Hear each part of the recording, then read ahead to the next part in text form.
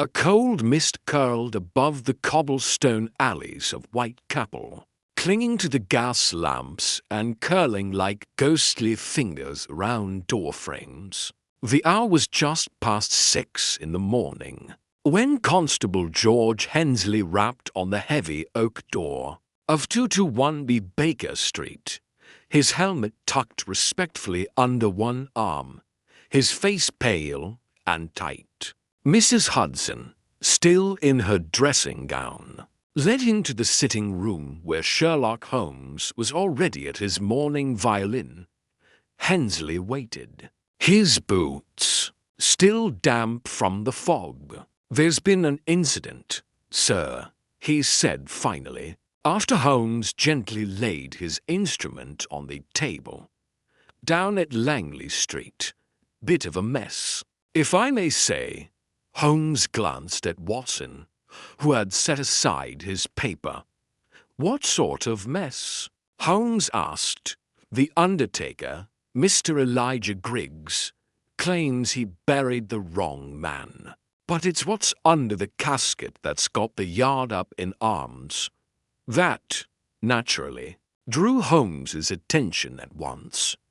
Langley Street was quiet by the time they arrived, the fog not yet lifted. The funeral home Griggs and Sons was a long, sombre building with shuttered windows and ivy curling up the cracked bricks. In the back garden, a mound of upturned earth and a splintered coffin lid told of the morning's chaos. Inspector Lestrade stood near the open grave, arms folded, his face grim. "We got a call from Griggs just after 5. Lestrade said without preamble. "He says he buried Mr. Philip Cray 3 days ago. Routine heart failure, certified by Dr. Milford. But today, when they came to bury another man in the same family plot, they dug and found 2 bodies, one in the coffin, one beneath it." Holmes stepped forward, hands clasped behind his back. "The man in the coffin, Philip Cray, no question. Identified by his brother. Autopsy confirmed heart failure. And the man beneath him, unidentified." Lestrade said, teeth clenched, shot through the temple. "No documents, no wallet, clothes torn. No sign of a struggle above ground. It's as if someone buried him there deliberately." Before the official funeral, Watson knelt by the second body half covered still in earth, his limbs curled in unnatural positions. "Murdered and hidden," he said quietly. "Then another body buried above to mask it."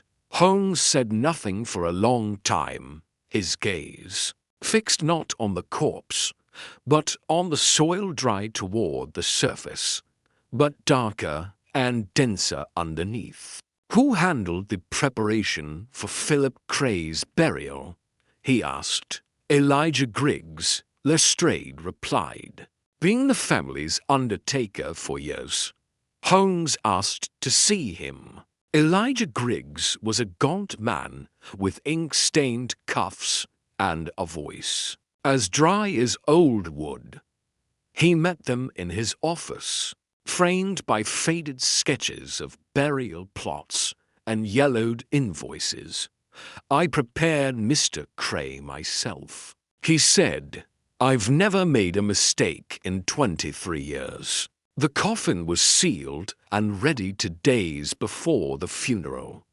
You dug the grave. My boys did. Under my supervision, the ground was freshly turned from last winter, but nothing out of the ordinary. Did you see the bottom of the grave?" Before the coffin was lowered, Holmes asked. Griggs hesitated. "Not directly. No, it was early, before dawn. We used lanterns." Holmes's eyes gleamed. "Who else was present?" "Just me, the boys, and Cray's brother, Mr. Josiah Cray." Watson spoke up. The victim beneath, could he have been buried during the night, before anyone arrived? Griggs nodded uneasily. Possible. But how anyone would have gotten access, I don't know. The back gates are usually locked. Holmes looked to Lestrade. I'd like to examine the Cray residence. Josiah Cray, a portly man with thin spectacles and a nervous habit of wringing his hands, welcomed them with visible unease. "This has been a dreadful shock," he said. "We barely finished mourning Philip, and now this madness. Did your brother have enemies?" Holmes asked. Philip. Josiah blinked. "He barely left the house. Spent his time with books and sermons. He was quiet. And yourself?" Holmes pressed. "You were present at the grave before the burial?" Josiah nodded. "I arrived shortly before dawn. Just wanted to say my goodbyes privately." Holmes tilted his head. "And you saw nothing unusual?" "No," Josiah said, too quickly. Watson, observing from the doorway, leaned closer to Holmes as they stepped outside. "He's hiding something." "Indeed," Holmes said. "He claimed not to see the bottom of the grave, yet he was there alone. A man could have hidden a body in that hour. Back at Baker Street."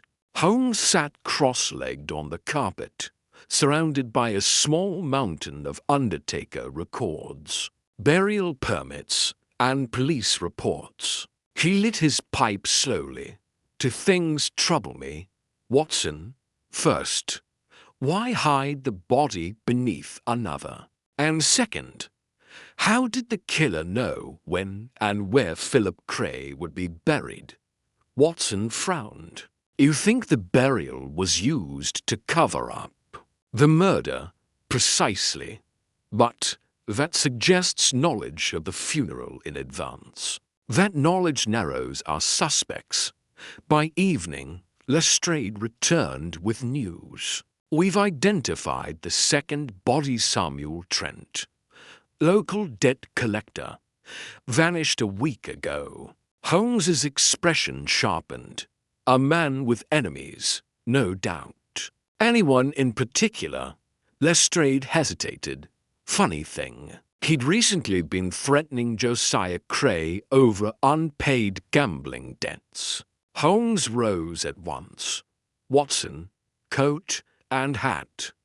I believe Josiah has buried more than one secret." But by the time they reached the Cray residence, it was too late. Josiah was gone. A hastily packed bag sat by the back door. Holmes found an envelope left on the writing desk addressed to the police. Inside was a single line. "He deserved it." Holmes closed the note slowly. It seems Josiah knew Philip's death would provide the perfect smokescreen. Bury Trent first, then his brother legally and ceremonially above him. Only fate intervened when a second funeral forced the ground to be reopened. Watson shook his head. "But why kill Philip?" Holmes frowned. "I don't believe he did. Philip died naturally. That was simply fortune handing Josiah an opportunity." Lestrade cursed under his breath. "So we're chasing a fugitive." Holmes looked out into the night fog. "Not for long. A man who buries his past so littly is bound to be found before the soil settles for good." Morning in London came with a grey drizzle that tapped rhythmically on the windows of 2-1B Baker Street. Sherlock Holmes sat unmoving in his chair, his long fingers steepled beneath his chin, his eyes fixed not on the newspaper Watson held open, but on the slipper peeking from beneath the desk where he kept his tobacco, he was thinking. Watson, fresh from his breakfast, looked over. Still no word on Josiah Cray. None. Holmes replied without looking. And yet I'm certain he hasn't fled far. A man like Josiah, impulsive, clumsy, doesn't vanish without leaving traces. The question is not where he is, but what he plans. A sharp knock at the door interrupted them. It was Lestrade again, rain-drenched and agitated. "We found Josiah," he announced, sort of. Holmes raised an eyebrow. "Define sort of, Inspector." "He was spotted boarding a coach for Oxford last night. But this morning we received a letter anonymous, delivered by hand to Scotland Yard." Holmes extended his palm, and Lestrade handed over the envelope. Inside was a single sheet of parchment with no signature, just words written in a tight, hurried hand. "You're looking in the wrong grave. The Undertaker lies more than he buries." Holmes let out a quiet sound of interest. "This changes things. Could be a distraction," Lestrade muttered, "or just someone playing games." Holmes shook his head. "It reads like truth, not the confession of a fugitive, but the whisper of someone who knows more than he dares admit." He was already reaching for his coat. "We're going back to Griggs and Sons." By the time they arrived, the drizzle had turned into steady rain. The funeral home looked as bleak as ever, but Elijah Griggs was in a very different state than before. His hands trembled, and there was a bandage across his temple. "Mr. Griggs," Holmes said calmly, eyeing the injury. "An accident. Burglary," Griggs replied, voice tight. "Someone broke in last night. Made a mess of my ledgers. Rifled through the cabinets. Hit me from behind before fleeing." Holmes's eyes flicked toward the back room. "May I?" Griggs hesitated. Yes, go on." Holmes moved through the door with Watson close behind. The small office beyond had indeed been turned over, drawers open, papers scattered. Yet, to Watson's eye, nothing seemed taken. Holmes stooped nearer. Filing cabinet, his fingers tracing the dust along its edges. He opened the bottom drawer carefully and pulled out a book bound in cracked leather, older than the others, unlabeled. Curious. He murmured. He opened it. Inside were names, dates, and numbers. Payments, most likely. But then he flipped to the last few pages and frowned. Several entries had been scratched out, others overwritten. Two names stood out, Samuel Trent and Josiah Cray. Watson peered over. A ledger of debts? No. Holmes said, a record of transactions, and someone didn't want them seen. Griggs appeared in the doorway, pale. Those books are private, business records." Holmes turned to face him. "Mr. Griggs, how long have you been helping certain clients arrange less than legal intimates?" Griggs bristled. "What are you suggesting?" "Only what your own book implies," Holmes said calmly. "That Samuel Trent was paid to disappear, and you willingly or not facilitated it. You buried him under Philip Cray's grave, thinking no one would dig again." Griggs's face crumpled. "I didn't kill him. I didn't. He came in dead, already shot. Two men brought him to me in the dead of night. Said it was a favor for a mutual friend. Said I'd be paid twice what I usually get. No questions asked. And you didn't think to tell the police? Watson demanded. I was scared. And there was so much money. More than I'd ever made in a year. Holmes was already turning the pages again, tapping one name lightly. This mutual friend. Was it Josiah Cray? Griggs hesitated, then nodded miserably. Holmes closed the book. This was no impulsive act. Josiah knew Trent owed him money, feared exposure. He also knew his brother Philip was dying.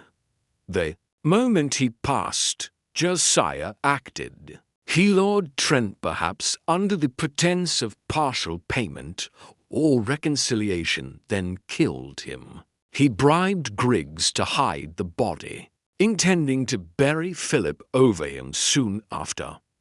Watson folded his arms. But who sent the note? And why? Holmes's eyes narrowed.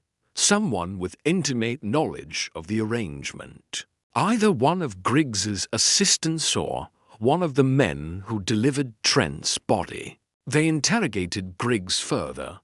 Under pressure, he named the two men who had brought Trent's corpse labourers known in Whitechapel for working odd jobs. Occasionally hired muscle. One of them, Edgar Pike, had recently been arrested on unrelated charges. Holmes and Lestrade went to Newgate at once. Pike was uncooperative at first, but Holmes's quiet precision soon disarmed him. You were seen with Josiah Cray. You delivered. A corpse to Griggs. Tell us who planned it.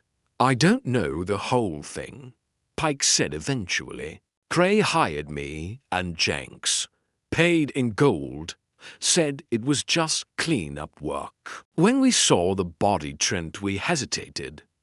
But Cray threatened us, said if we didn't help. We joined Trent, and now, Holmes asked, why the letter? Pike glanced away. It wasn't me. But Jenks, he's gone soft. Said he had nightmares about it. Might have done it. Watson leaned closer. Where's Jenks now? No idea, Pike muttered. But he talked about going north. Said he couldn't stay in London. Holmes stood. Then we find Jenks. He's the key, not just to the letter but to proving Josiah didn't act alone. Back on Baker Street that night, Holmes paced slowly, his fingers laced behind his back. Josiah Cray may have pulled the trigger, he said quietly, but others turned the soil. This conspiracy has layers and at least one more player is still hiding in the shadows. Watson looked up. You think Josiah was working under instruction? I think. Holmes replied, stopping at the window, that Josiah was desperate, enough to kill, but not clever enough to plan the perfect burial. Someone orchestrated this. And I intend to find out who. The rain eased into a fine mist as evening fell over London. In the flickering lamplight outside Scotland Yard, Holmes stood with his coat collar turned up, his face unreadable. Watson waited beside him, watching the gaslight glimmer in Holmes's eyes like a reflection of the storm he was tracking. They're lying, Holmes murmured. Watson glanced at him. Griggs, Pike, all of them, in different ways. Holmes replied, the truth lies in the margins, the contradictions no one notices, the tones too smooth, too rehearsed. We must question them again. This time, together. They began with Elijah Griggs. The Undertaker was summoned once more and brought into a small interview chamber at the Yard. Holmes sat across from him, hands laced, eyes never leaving Griggs's face. You say Josiah Cray arranged the delivery of the body, that he paid you to bury it beneath his brother. Griggs nodded, voice brittle. Yes. You also say you didn't know the victim was Samuel Trent until afterward. I didn't. I swear it. Holmes leaned forward. Then why was his name already recorded in your private ledger? Griggs blinked rapidly. Perhaps I wrote it in after, when I realized who it was. Holmes said nothing, letting the silence stretch. Griggs fidgeted under his gaze. I don't believe you, Holmes said at last, softly. Someone told you the body was Trent before the burial. You knew what you were doing. Griggs swallowed. It wasn't Josiah who said the name. It was the other man, Pike's partner, Jenks. And you didn't think it strange that a known debt collector, shot in the head, was being delivered to your funeral home under cover of night?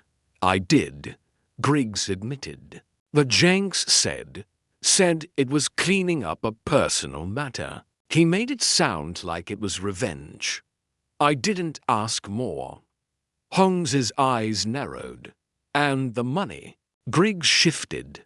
Left on my desk the next morning, in a sealed envelope. After dismissing Griggs, they turned to Josiah Cray's housekeeper, Mrs. Edith Weller, a severe woman with deep creases around her mouth and a voice sharp as sewing shears. She arrived wrapped in black shawls, clutching a satchel as though it contained something precious. I told the other officers, she said curtly. Mr. Josiah was agitated the week Philip died. More than grief, it was something else. Did you overhear any conversation between him and Mr. Trent? Holmes asked. Her eyes flicked between Holmes and Watson. Not directly, but I heard raised voices. In the study, the name Trent was shouted more than once. Josiah seemed afraid. Afraid of what? I can't say. But after Mr. Philip passed, Josiah became strangely calm. To calm. Holmes noted her word choice. To calm, she nodded. He stopped pacing, stopped snapping at the servants. He told me the funeral was arranged, and that he wouldn't be needing anyone for the next 2 nights. Holmes leaned forward. Did anyone else come to the house? During that time, Mrs. Weller hesitated. A man came after dark, tall, with a heavy coat. I didn't see his face. Mr. Josiah let him in through the back. Watson exchanged a glance with Holmes. Jenks, he murmured. Possibly. Holmes agreed. Did Josiah mention any debts? He asked the housekeeper. She sniffed. Mr. Josiah was careless with money. He often gambled in Whitechapel. But I kept to my duties. I didn't question it. Holmes stood. Thank you. That will be all. As she left, Watson whispered, Do you think she's hiding something? She's protecting the Cray name. Holmes replied, loyal, but not entirely honest. Lestrade entered then, holding a file. We finally got something on Jenks. A constable in Oxfordshire found him trying to sell his coat for passage to Liverpool. They're holding him in Banbury. Holmes's eyes lit up. Excellent. We'll go at once. By dawn. They arrived at the Banbury station, a sleepy holding post above a butcher's shop. Inside, Jenks sat hunched in a wooden chair, his face pale, lips cracked. His hands trembled not from cold, but from fear. Holmes approached slowly. You wrote the letter. Jenks blinked. What letter? Holmes crouched, his voice quiet. "The one about the Undertaker. You tried to clear your conscience. Now tell us the rest." Jenks closed his eyes. "I didn't know who he was when we brought him in. Just that Cray wanted him gone. Pike and I were hired muscle. We thought it was a job, nothing more. Then we saw the body Trent. Recognized him right away. He'd shaken Pike down before. Cray told us he wanted the debt settled permanently. Said Trent had threatened to expose something." "What something?" Holmes asked. Jenks hesitated. Cray said Trent was digging into family matters. Something to do with the Cray inheritance. Philip was about to amend the will. Trent found out and tried to use it. Josiah panicked. Holmes stood slowly. So Josiah wasn't just hiding a murder. He was protecting his claim to the family fortune. Jenks looked away. He said if Philip changed the will, everything would go to some church trust, not him. Trent found the draft, used it as leverage, and Cray killed him to keep it buried. Watson said grimly, "Exactly," Jenks whispered. "He had us hide the body, then buried Philip on top. Seemed clever. Said no one would look." Holmes looked sharply at him. "Yet you did."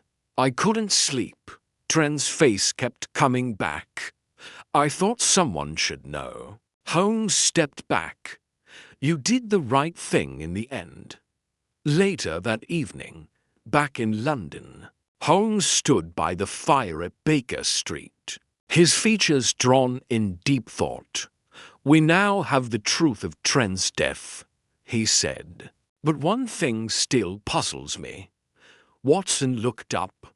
"What's that?" "The will," Holmes murmured. "We've heard about it from Trent, from Josiah's fear, but no one's seen it." Watson blinked. "You think it's still out there?" Holmes smiled faintly. "I think it's been taken, hidden, or destroyed. And if it exists, it proves Josiah's motive beyond all doubt." Watson stared at him. "Then what do we do?" Holmes's eyes narrowed. "We go back, one last time, to the Cray estate. And this time, we search everything." The carriage rolled through the wet countryside, wheels hissing over damp gravel as Holmes and Watson approached the Cray estate once more. The mist hung low over the hedgerows like a veil of secrecy, shrouding the crumbling manor house that loomed ahead. As they dismounted, Holmes paused to examine the windows, his gaze sweeping across the facade. "No lights," he murmured. "Either Josiah fled in a hurry or someone wants us to think he did."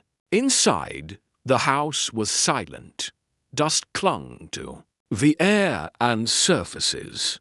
But Holmes noted the faint imprint of recent footsteps leading toward the study. He gestured for Watson to follow and pushed open the door. The study, once so meticulously maintained, had been rifled through papers scattered, drawers pried open, and the desks lock-forced. Holmes moved behind it, running his fingers under the lip of the drawer before producing a narrow slip of parchment hidden beneath false lining. Watson leaned in. "Is it the will?" "No," Holmes said, scanning quickly. "But it's a legal draft written by a solicitor named Linwood referencing a revision to the Cray estate's primary deed. The revision favors a religious charity in Chiswick. The name matches the one mentioned by Jenks." He folded the paper carefully. Trent wasn't lying. Philip Cray intended to amend the will, cutting Josiah out entirely. The revised version must have been the leverage Trent held. But why would Philip do that? Watson asked. Was he so disappointed in his brother? Disappointed, perhaps? Holmes replied, straightening. But this goes deeper. We need to find Linwood. If anyone has a copy of the revised will, it's the solicitor. They arrived in Chancery Lane by late afternoon, where the office of H. Linwood and Sons occupied a narrow brick building with tarnished brass signage. The clerk behind the desk recognized Holmes immediately and fetched the elder Linwood, a gaunt man with a neatly trimmed beard and watery eyes. Yes, I represented Mr. Philip Cray for many years, he said, and yes, I did draft a new will at his instruction. He told me he no longer trusted Josiah with the inheritance. Did he mention why? Holmes asked. Linwood nodded solemnly. He believed Josiah was siphoning funds from the estate, selling family heirlooms, forging accounts. He was furious when he found out. Said he'd leave everything to the Church of St. Jude. Do you still have a copy of the revised document? I did, Linwood replied, his tone darkening. But it was stolen 3 nights ago. My office was broken into, though oddly nothing else was taken. The police said it looked like the work of a professional. Holmes folded his arms. So Josiah not only killed Trent to silence him, but destroyed the only legal proof that would have justified the murder. Possibly, Linwood said, but if I may add, there was another name Philip mentioned when drafting the will, Edith Weller. Watson blinked. The housekeeper, Linwood nodded. Philip trusted her deeply. She'd been with the family for decades. He told me she was to be left a substantial sum in recognition of her loyalty. Holmes's eyes sharpened. She failed to mention that. They returned to Baker Street and summoned Mrs. Weller the following morning. She arrived promptly, dressed in the same dark shawls, her mouth drawn tight as ever. Holmes wasted no time. Why didn't you tell us Philip intended to leave you money in his will? Mrs. Weller's eyes narrowed. Because it was none of your business, and it never came to pass. Perhaps it didn't, but you knew. That omission alone makes you more than just a bystander. She stiffened. You think I killed Mr. Trent? That I buried bodies in the garden, I think. Holmes said evenly. That you've concealed your involvement in a web of motives more intricate than you realize. She was silent for a long moment before speaking. I knew Josiah hated Trent. He came to the house twice, loud and threatening. Said he'd bring down the whole Cray family. I warned Philip. He wrote the will days later. Did you ever see the will? Holmes asked. No, but I knew it existed. Philip told me I'd be cared for. He said I'd never have to work again. And what happened after Philip died? Mrs. Weller's voice dropped. Josiah changed. He dismissed the clerks, kept to himself. The very day after the funeral, I went into the study and found him burning papers. He said they were old business records. I knew he was lying. Watson leaned forward. Why didn't you go to the police? Because I thought if I stayed quiet, I'd still get what I was owed. If Josiah didn't find the will, maybe he'd honor it anyway. Holmes paced slowly. You were protecting your own interest. She looked up defiantly. Everyone was. Trent wanted money. Josiah wanted the estate. I just wanted what I was promised." Holmes paused. "What about Griggs? Did Josiah ever mention involving him?" She hesitated again. "Once. He said Griggs would keep his mouth shut for enough coin. That's all," as she left. Watson exhaled heavily. "They're all complicit." Holmes nodded. "And yet none of them holds the entire truth. Each motive, greed, fear, revenge, forms a thread. But something still doesn't fit." He turned to his desk and drew a chart, names, dates, and locations branching outward. Josiah, Trent, Griggs, Jenks, Weller, Linwood, each with a stake, each with opportunity. But at the center, Holmes placed a blank circle. "There's someone else," he said quietly. "Someone in the background. Someone who benefited without taking any risk." Watson frowned. "Who?" Holmes tapped the paper. "Pike. Pike. He's locked up." "Yes, but unlike Jenks. He never confessed. He let Jenks take the blame. He said he didn't know anything, but he did. Too much." Watson's eyes widened. "You think Pike was orchestrating it? Possibly. Or someone through Pike. There's a layer beneath all this, and Pike is the key to it. He delivered Trent's body. Yes, but I suspect he also retrieved the will. He's not just muscle. He's a broker. Someone paid him to bury that truth. Who?"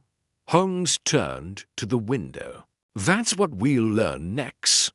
Because whoever took that will still believes they've won." It was just past noon when Inspector Lestrade stormed into Baker Street, breathless and beaming with a rare expression of triumph. In his hand, he held a folded telegram and a look that betrayed the eagerness of a man who believed his work was done. "We've got it, Holmes," he exclaimed. "The missing will." Holmes didn't move from his chair. "You're certain?" "As certain as a man can be when the thing's signed, sealed, and just now found under Pike's floorboards." Lestrade laid the document on the table. A constable in Clerkenwell was turning Pike's apartment overcame across a loose plank. This was tucked beneath it in a lacquered case. Holmes rose and examined the will.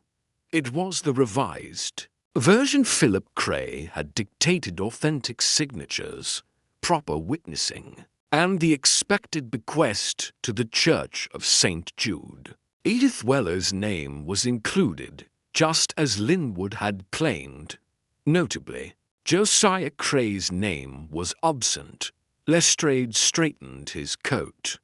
"Between this and Jenks's confession, we've everything we need. Josiah's guilt is clear. He had motive, opportunity, and tried to destroy this document. It'll be in court within a week." Holmes nodded slowly. An efficient outcome. Almost too efficient. Watson frowned. "You're not satisfied?"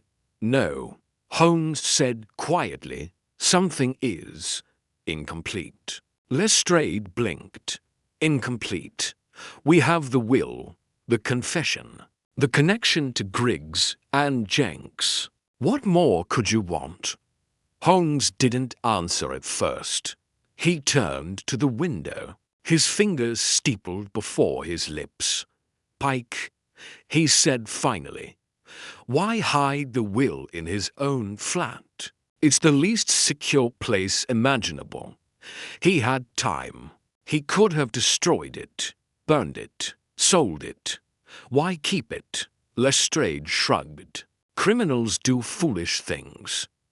Holmes turned. "Not Pike. He's a survivor, not a fool. He didn't keep the will by mistake. He was told to. or coerced by Josiah? Watson asked. That's the question. Pike had motive to obey Josiah to earn, to survive, but not loyalty. He kept that will for leverage, not sentiment, which means someone else was involved, someone who told Pike not to destroy it. Watson glanced again at the will. Then why hide it under a floorboard? Why keep it at all? Holmes's eyes narrowed. Because someone wanted to control the outcome, not obliterate it. And now that the will's found, the police believe the case closed while the true culprit prepares their final move. Lestrade rolled his eyes, but Holmes had already turned away, deep in thought. Later that evening, after the inspector had departed, Holmes retrieved a small stack of notes from his cabinet, copies of financial records from the Cray estate that he had quietly obtained days prior. He spread them across the table. Look at this, Watson. For weeks before Philip Cray's death, large withdrawals from the family's secondary account, transferred not to Josiah but to a company called Malton and Blythe. A shell. Do you think Josiah was laundering money? Unlikely, Holmes replied. Josiah didn't have the intellect to design such a structure, but someone close to him might have. Watson glanced up. Weller? No, Holmes said. To removed from the finances. Someone who advised Philip, someone who handled his legal and personal business. Watson blinked. Linwood.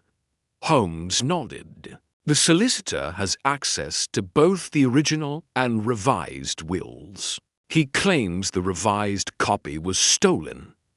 But what if it wasn't? What if he gave it to Pike? Watson frowned.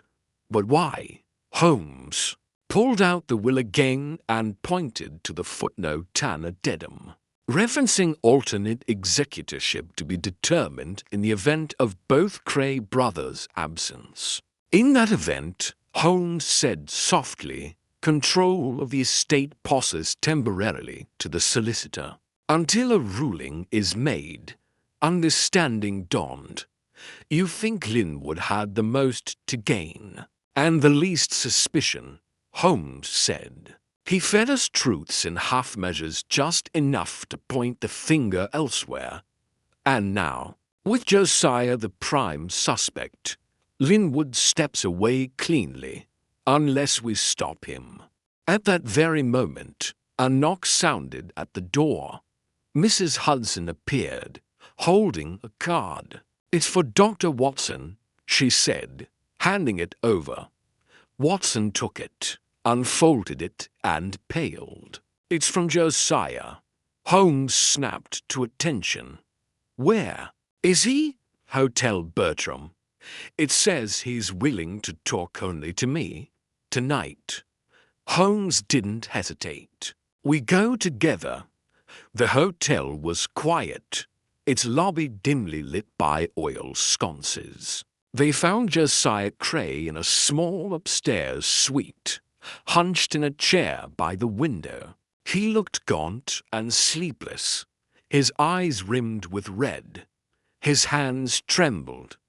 I didn't kill him, he said before either of them could speak.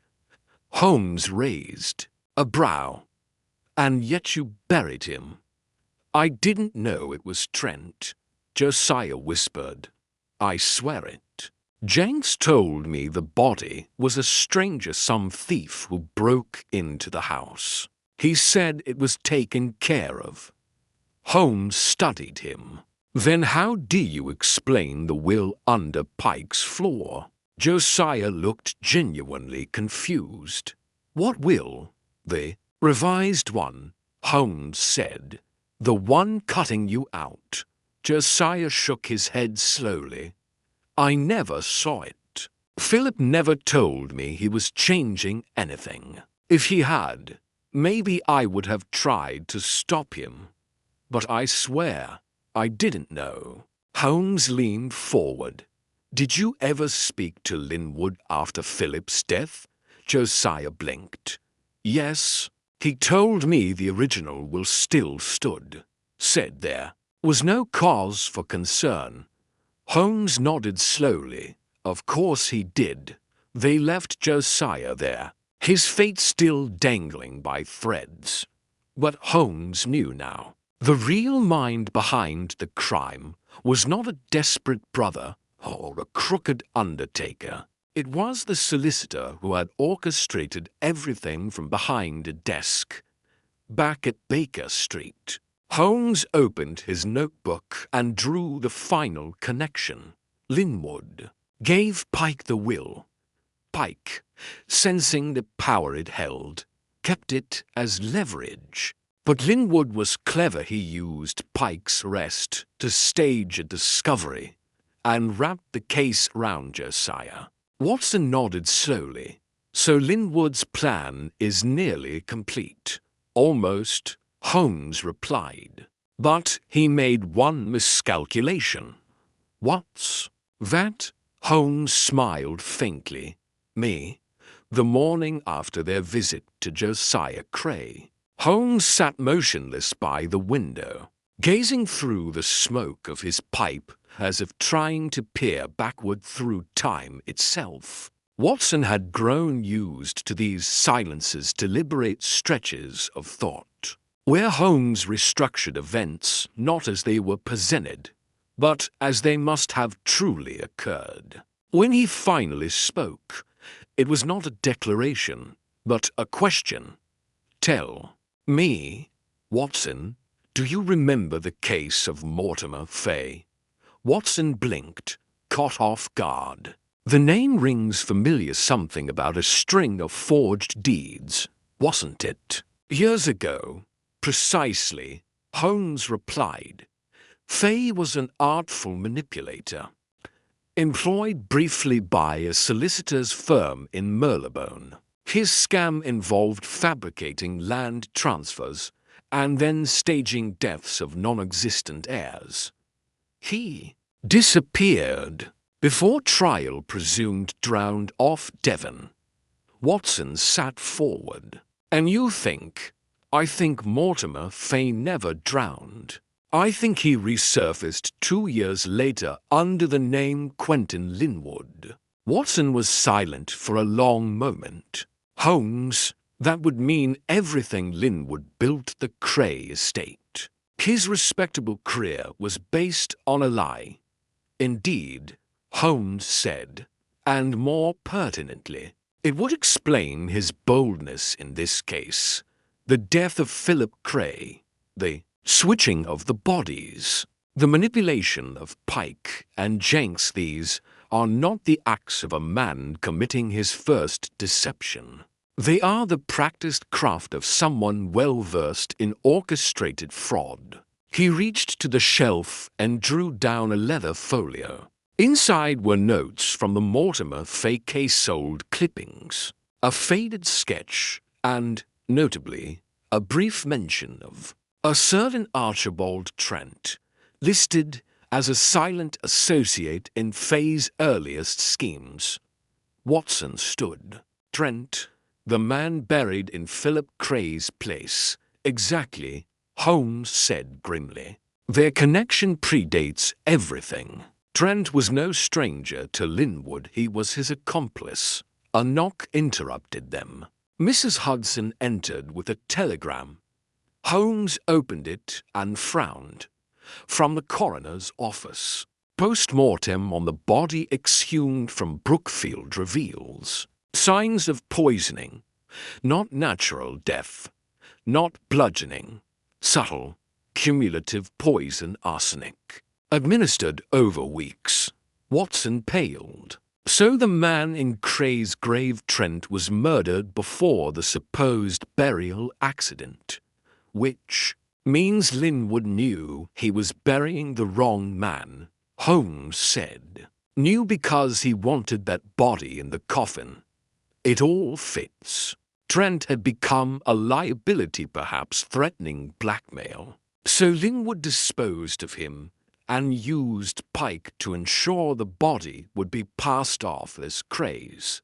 And the will, Watson? Asked Holmes tapped his fingers together, crafted and timed perfectly. He persuaded Philip to sign it under noble pretenses, but planned to withhold it, manipulating its discovery only when it suited him.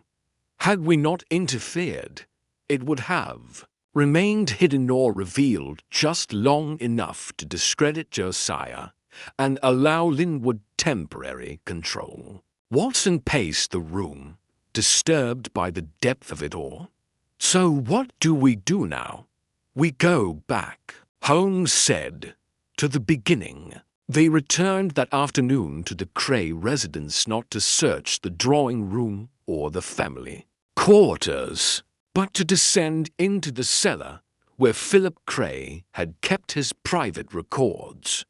The space was dim, filled with mildew and old ledgers, but Holmes moved quickly, his memory guiding him to a locked cabinet near the rear. With deft fingers, he picked the simple lock and began leafing through the contents.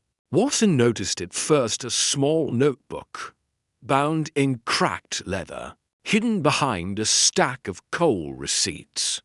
Inside were entries in Cray's hand dates, figures, and increasingly nervous observations.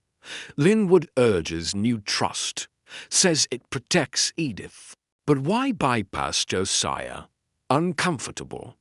Found Trent in my study again. He claims to be Linwood's courier. Unsettled. Told Linwood I'm reconsidering the revised will. He was displeased. Holmes read silently, his face darkening. He knew.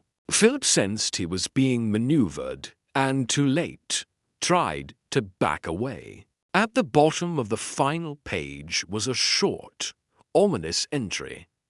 Have instructed Weller to demand full disclosure of accounts if I am gone. Sealed instructions in cabinet. Holmes stood abruptly and returned to the cabinet. Beneath the ledgers, bolted to the back wall, was a second compartment. He pried it open with a rusted fire hook. Inside was a single envelope marked, to be opened in the event of my death. Within was a notarized letter addressed to Edith Weller, stating explicitly that Philip intended to revoke the revised will, citing Linwood's undue influence and directing Weller to contest any version that omitted Josiah. Watson exhaled. This is the dagger. Holmes folded the letter. No, this is the light. With this, we illuminate the entire fraud and ensure Linwood has nowhere left to hide. As they ascended from the cellar, Watson paused. But Holmes, Trent, why? Kill him at all? Linwood already had control. Holmes's face hardened. Because the past has teeth. Trent was part of Fay's old life. He knew everything. And once Philip began doubting Linwood, Trent's presence became a risk. Easier to silence him, place him in a coffin, and let the world believe Philip was gone. Watson nodded grimly. A crime years in the making. Indeed, Holmes said, and now, finally, the past is catching up. They returned to Baker Street as the gas lamps flickered to life in the streets below. Holmes penned to notes one to Lestrade, enclosing the cellar letter, and another to the Registrar of Deeds requesting archived employment records of a certain Mortimer Fay. As Watson poured a fresh pot of tea, Holmes allowed himself a rare sigh of satisfaction. We are nearly there, Watson, but the trap must be set just right. meaning Holmes tapped the telegram still lying on the desk. Linwood will move again once he learns the body wasn't Philip, and when he does, we shall be waiting. The fog had thickened over Baker Street by the time Lestrade arrived, his overcoat dusted with the fine mist of an early London evening. He entered with brisk indignation, waving a folded sheet of newsprint. "You've set the press on fire, Holmes," he declared. "The Chronicle's printed your question to the registrar, and someone tipped off the Gazette about the grave mix-up. Linwood's bound to bolt, or worse dig in." Holmes didn't look up from the copper wire. He was coiling around the stem of a delicate glass vial. "All the better, Lestrade. The mouse makes its boldest move when it believes the trap lies elsewhere." "Mouse?" Lestrade echoed. "You make him sound harmless." Holmes turned, holding the vial up to the lamp. Inside, a pale powder shimmered faintly. "On the contrary, this mouse wears a gentleman's waistcoat, wields a poisoned pen, and buries his sins beneath layers of legulese. But like all rodents, he follows his appetites, and that is what we shall exploit." Watson, who had watched this cryptic exchange in silence, leaned forward. "What exactly are you planning?" Holmes, "Something he won't expect. A lie, but not mine." By the next morning, Holmes's scheme was underway. A forged letter, allegedly from a solicitor in Exeter, had been composed and posted to Quentin Linwood's residence.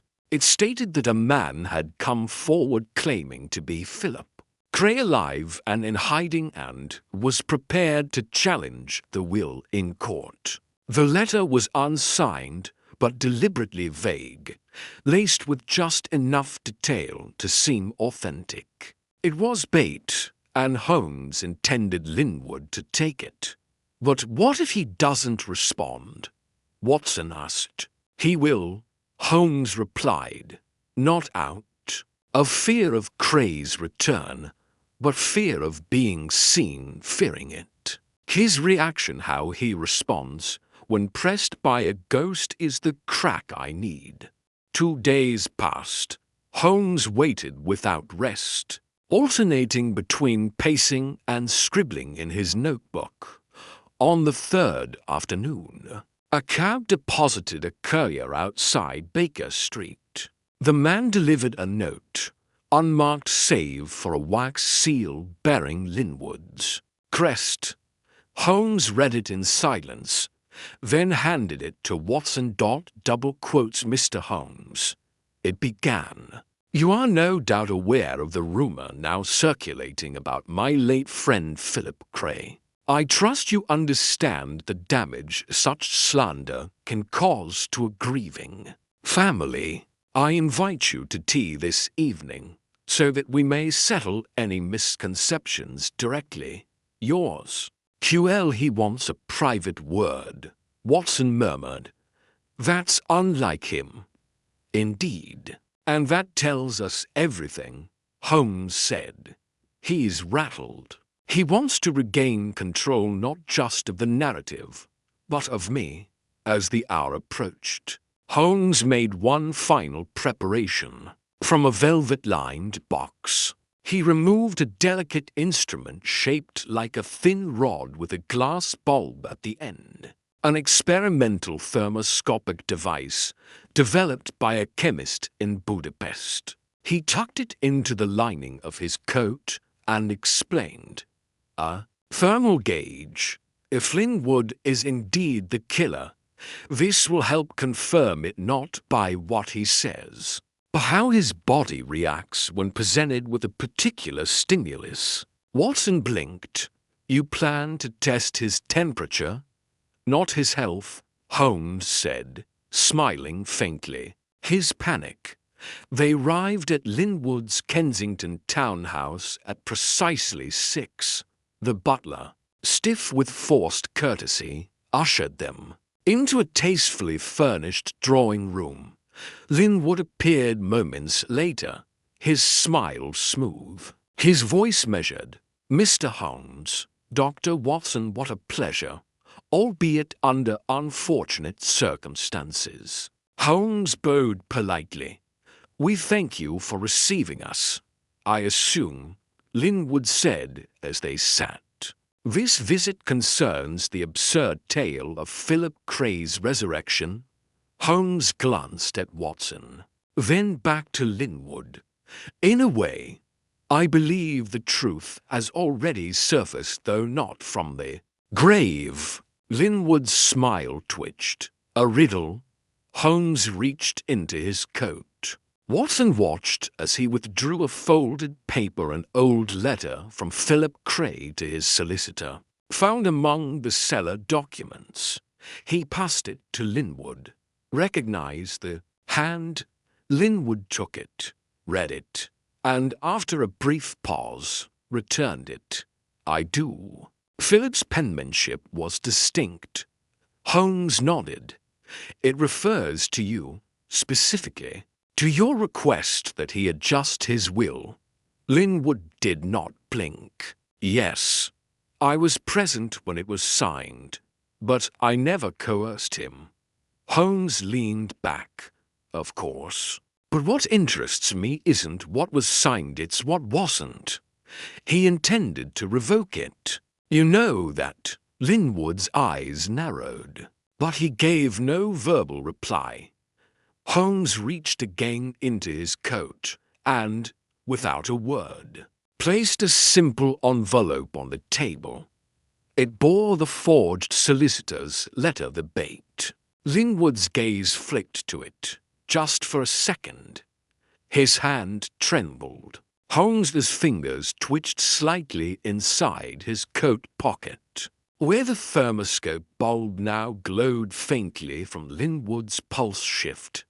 "Tell me," Holmes said quietly, "if Philip were alive, how would you explain Trent's body in his grave?" Linwood's expression barely changed, but his nostrils flared. "Mr. Holmes, you insult both the dead and my intelligence." Holmes smiled coldly. "No, sir, I trust both." A long silence followed. Then Linwood rose, poured a fresh cup of tea for himself, and returned to his chair with deliberate calm. "You seek to provoke me, but I have nothing to hide."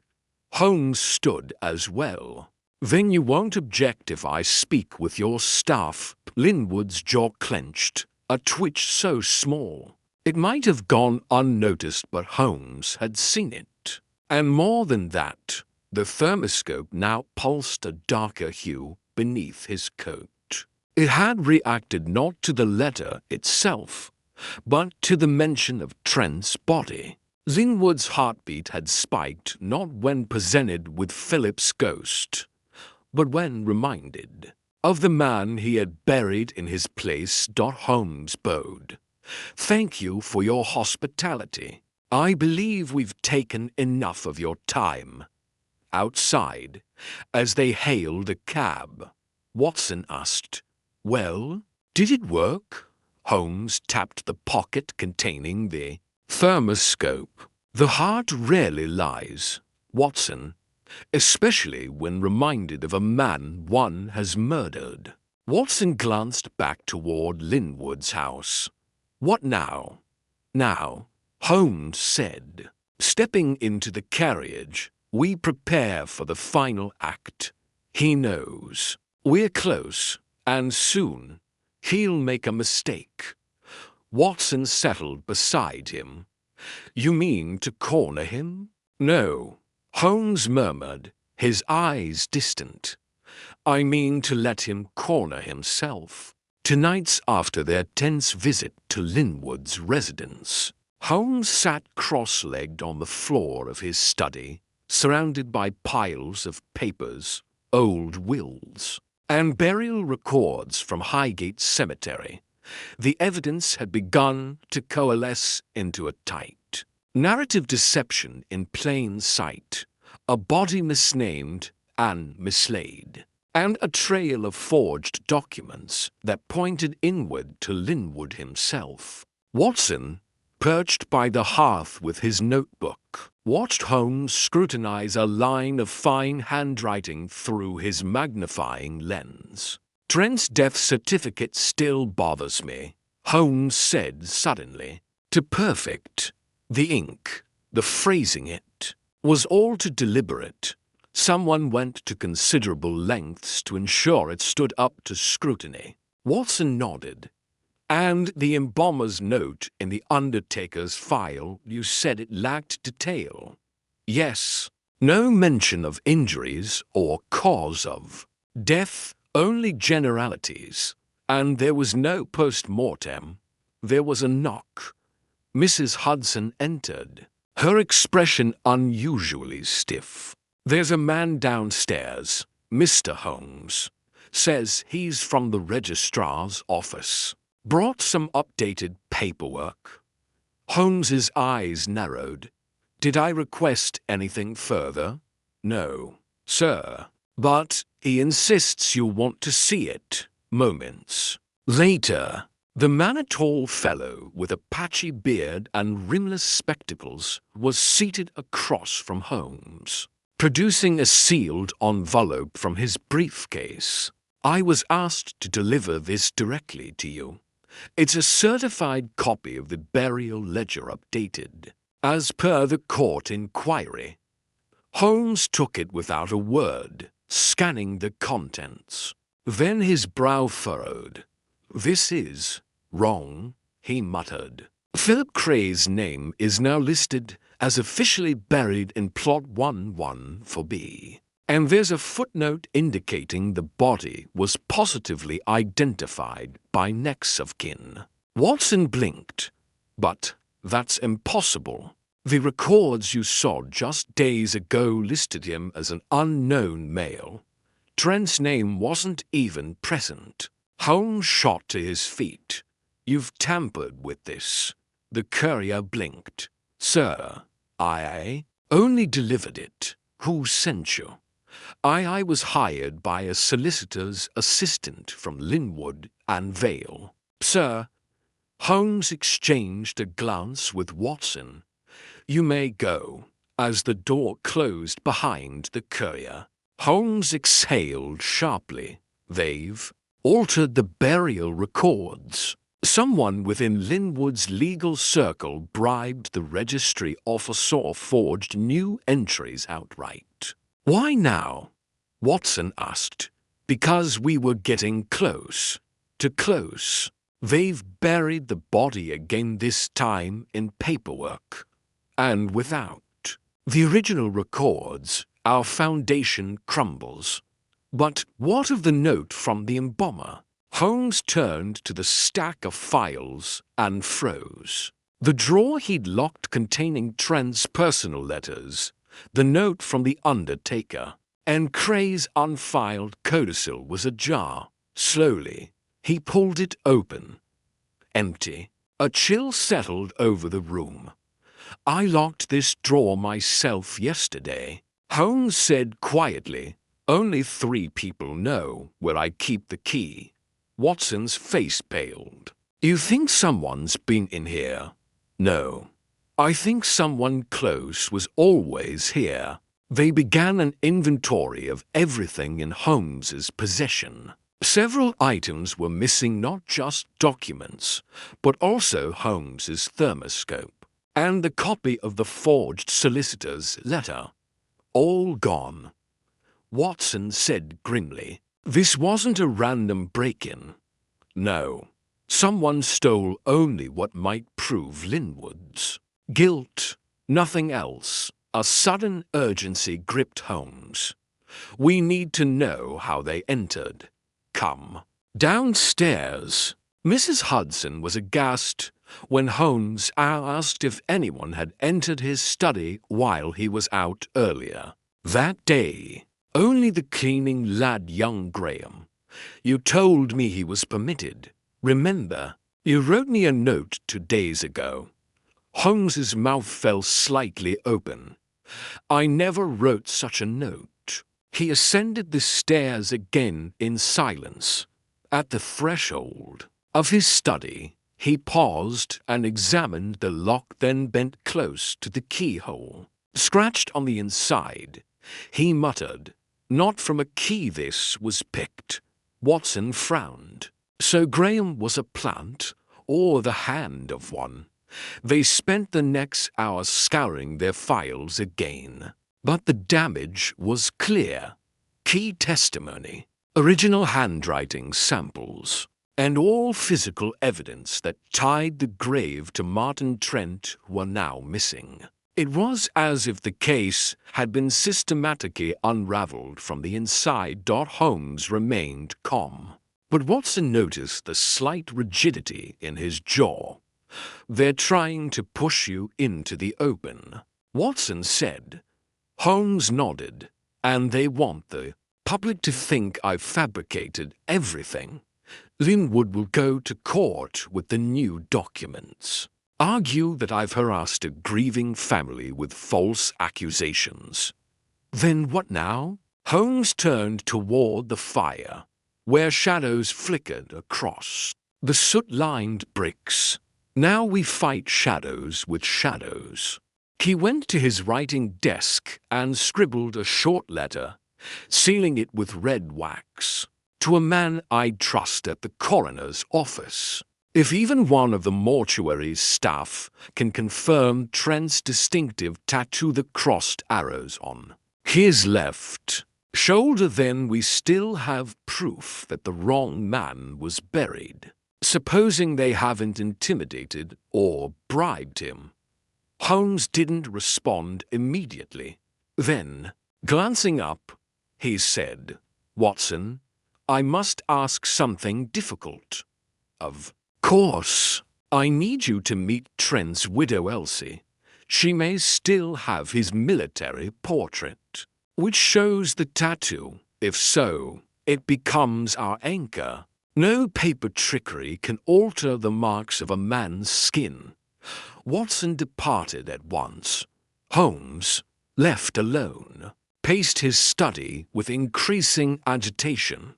The strike had been precise, but it told him something crucial. The enemy feared exposure, which meant the truth, however obscured, still existed somewhere they couldn't reach or control. That evening, as he stared out the window into the fog-cloaked street, Holmes saw the flicker of movement across the road. A tall figure lingered too long by the lamppost. Then another shadow merged with it. He pressed closer. 2 silhouettes parted hurriedly, one vanishing into a cab, the other slipping into the alley. He turned to fetch his coat. Moments later, in the alley behind Baker Street, Holmes moved silently, past discarded crates and dripping pipes. A faint glint caught his eye, an envelope tucked between the bricks of the wall. He drew it out. It was addressed to him. Inside, a single sentence, typed on a borrowed machine. "You are not the only one who knows what lies beneath plot 11 for me." Holmes stood motionless in the dark. Someone else was involved, someone who had not yet chosen a side. The game had grown more dangerous, but it was not over. Not yet. The morning brought no peace. Watson returned just past dawn, his coat soaked from a relentless drizzle and his face lined with urgency. He held out a worn sepia-toned photograph, Martin Trent in military fatigues, grinning. His left sleeve rolled to the shoulder. There it was, the tattoo, crossed arrows inked across the deltoid in crisp black. "Elsie kept this hidden in her sewing box," Watson said. "She told me he'd gotten it in Cairo during a leave in '87. Holmes nodded grimly. Then we still have a weapon. He carefully tucked the photograph into an envelope and sealed it. But before he could reach for his overcoat, there was a sharp rap at the front door, followed by the hurried thump of Mrs. Hudson's steps. Her voice rose anxiously through the floorboards. "Mr. Holmes, Inspector Gregson is here, and he's in a state." Holmes descended swiftly. Gregson, looking as though he'd sprinted from the yard, clutched his bowler in trembling fingers. "Holmes, you'd better come quickly," he said. "There's been another death, and this time it's Charles Linwood." Watson froze. Holmes's brows tightened. "Dead. Found this morning in his study," Gregson said, already turning back toward the street. Slumped over his desk, gunshot to the head, revolver in his hand. "The family's calling it suicide, but I've never seen a more suspicious one in my life." Baker Street vanished behind them as the cab rattled south toward Chelsea. Linwood's townhouse was now under police cordon, the front stoop already gathering onlookers. Inside, the butler, pale and unsteady, guided them to the study where Linwood lay. The sight was macabre. Linwood's head had fallen forward onto a blotter, soaked in blood. The revolver was clutched in his right hand, though it appeared to have fallen awkwardly against the desk. Holmes studied the position of the weapon, the angle of the wound, then bent to inspect the man's collar. "No gunpowder burns," he said softly, "at this range. There should be blackening," and looked to cups on the table. He wasn't alone. Watson leaned closer. A staged suicide. Holmes moved to the fireplace, where ashes still glowed faintly. He knelt, brushing through the remnants with a metal poker. Burned papers, torn edges, the rest of the burial documents. Gregson nodded grimly. "We found nothing in his safe. Everything's been destroyed." Holmes stood, brushing soot from his fingertips. "This is no suicide," someone silenced. Linwood took the final step to eliminate the trail. Watson exhaled slowly. "Then they've killed to maintain the illusion." "More than that," Holmes murmured. "They've accelerated their timeline. We must assume the real culprit, whoever manipulated Linwood and arranged Trent's burial, is preparing to strike again." They returned to Baker Street with the weight of urgency pressing against them. Holmes moved with relentless focus now, laying out the stolen evidence, the false registry, Linwood's silence, until a grim pattern began to form. "I believe," Holmes said, "we've misjudged our central figure. Linwood was corrupt, yes, but he wasn't the mastermind." Watson looked up. "Then who?" Holmes tapped the side of the envelope containing Trent's photograph. "The one person with complete access, who moved silently between the victims, who was present at both burials and has so far remained just beyond scrutiny." Watson's eyes widened. "You don't mean the Undertaker?" Holmes nodded. "Bartholomew Pike." A knock at the door interrupted them. Mrs. Hudson's voice trembled as she called up the stairs. "Mr. Holmes, there's someone here to see you, says it's urgent. He won't give a name." Holmes exchanged a glance with Watson, then descended. To the foyer, a figure stood there, soaked and panting, half in shadow. He pulled back his hood. "Graham," Holmes said. "The cleaning lad." Graham nodded rapidly. "Sir." I didn't know what I was doing. He paid me to leave the window unlatched, to take a few papers from your drawer, but I didn't know what they were for." Holmes stepped forward. "Who?"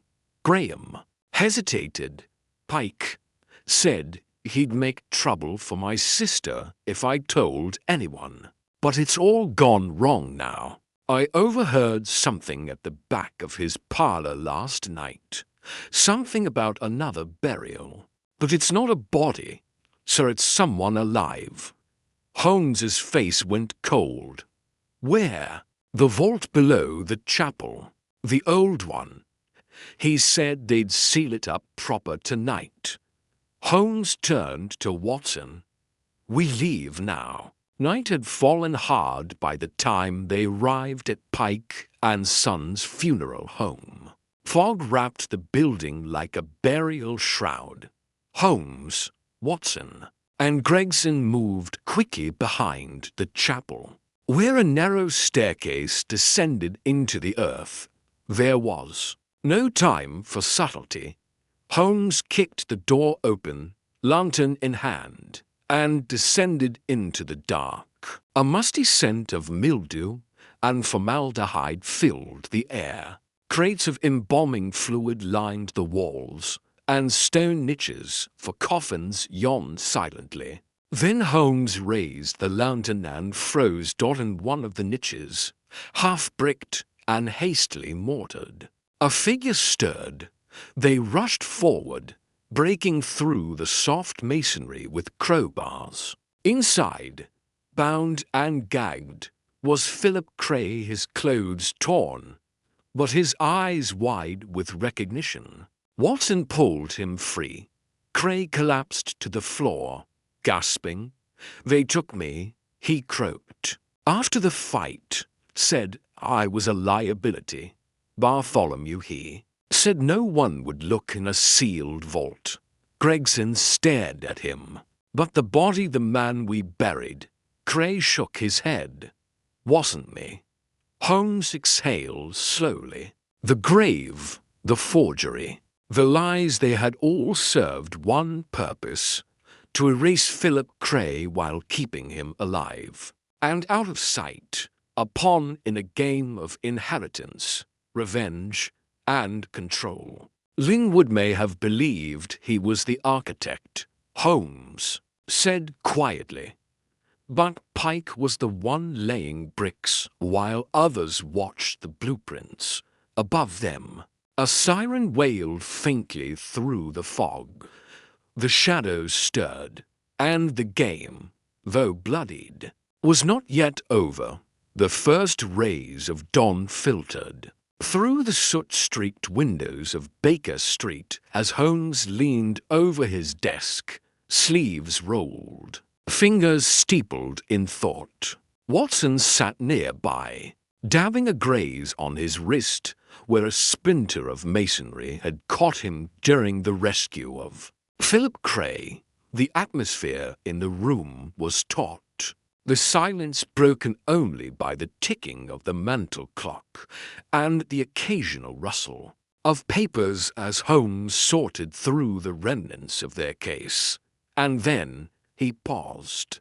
Watson noticed it too. Holmes's eyes narrowed, not at a letter or a clue, but at the small porcelain teacup on the mantelpiece, still stained with the faintest trace of lavender grey. "That cup," Holmes murmured. "The one from Linwood's desk. Gregson had. It brought back among the evidence." Watson looked up. "The second cup. You suspected he wasn't alone." "Yes, but consider the stain. Lavender tea. Unusual for Linwood. Not once in any of the dozen visits did I ever see him take it." Holmes stood abruptly, crossing to the cabinet. He retrieved a folded letter, Elsie's final statement to Watson, scribbled in haste. He scanned it again, and his finger stopped midway. The man in the grey coat. He always smelled of lavender. It clung to him. Holmes turned slowly. It was Pike. Watson blinked. But Pike doesn't wear a grey coat. No, but he did the man posing as Trent in the days before the funeral.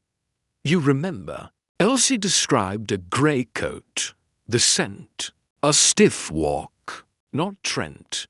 Pike was impersonating the man before the burial. That was how he engineered everything. Watson stood, so Pike staged the sighting of Trent, forged the identity, buried a false corpse, and when Linwood began to falter, he silenced him. Holmes nodded slowly. But there's more. I believe Pike planned this far in advance. Trent and Cray both served in the same regiment in Cairo. That tattooet was the weak link. Pike had hoped the body would decompose beyond recognition. But it was too fresh, and when we noticed the ink, the story began to unravel. He opened the envelope containing Trent's photograph again, laying it beside the Undertaker's ledger taken from Pike's office. On the reverse side of the photograph, barely visible in faded pencil, was an address, 18 Bloor Street, Limehouse, Holmes. Tapped it. That house belonged to a Joseph Weir, deceased 1892. But the connection matters. Pike bought it under a false name 2 years ago, a shell identity. I believe that's where he prepared the impostor's body. And who was the body? Watson asked, brow furrowed. Holmes turned toward him, eyes grave. An opium addict named Dorian Vetch died in Limehouse from an overdose. No family, no records. Pike simply borrowed the corpse. Watson drew in a breath. So all this faking Trent's death, hiding Cray, controlling Linwood, it was to redirect the estate. Yes, but not just the estate. Pike wanted to eliminate Trent and Cray both, assume guardianship over their holdings, then pass it to a third party, a silent backer. I suspect someone with more money than nerve. A knock on the door interrupted them. It was Gregson again, eyes wide with tension. Holmes, Pike's vanished. His flat's been emptied. Every field's gone. And his staff claim he left late last night in a carriage bound east. Holmes's eyes sharpened. Then we have mere hours. But something still gnawed at the edge of his mind. He stared again at the ledger, flipping past names and signatures until one entry stopped him. Cold. Watson, look at this. The entry, dated March 14th. Pike buried a body that day name, Ambrose Yule. But that's impossible. Watson leaned over. Why? Because Ambrose Yule died in 1883. I remember the case distinctly. He was buried at Woking, not reinterred. This is a phantom burial, a false name inserted to cover a transaction. But why?